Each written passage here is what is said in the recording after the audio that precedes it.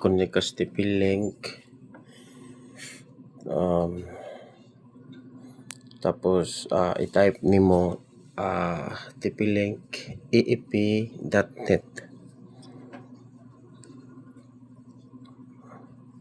tapos ang username kay password, username kay admin, tapos password kay admin lat. Tapos dira mangayo man na siya sang username o password. Pag create lang sang imo, pwede da imo lang na sunod ang akon, username, admin, tapos ang password kay kuan. Ina kay pwede ra escape.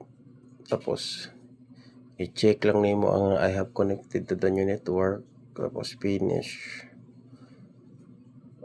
Sunod sa igbaw may makita kang status, tapos imo pisliton ang wireless.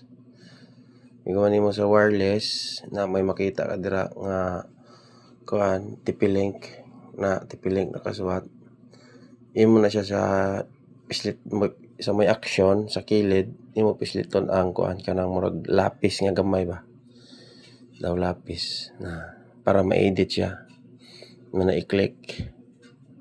Iguman nimo click sina, imo na i-reson ang TP link. Imo na siya pulihan sang onyok. Kay onyok mo na onyok piso wifi. Onyok piso wifi.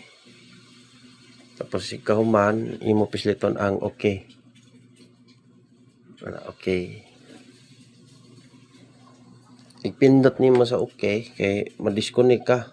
Di ka nakamawa na atong TP link.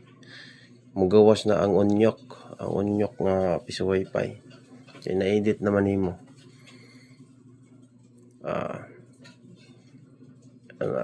Sana onyok na. Balik ka sa Chrome.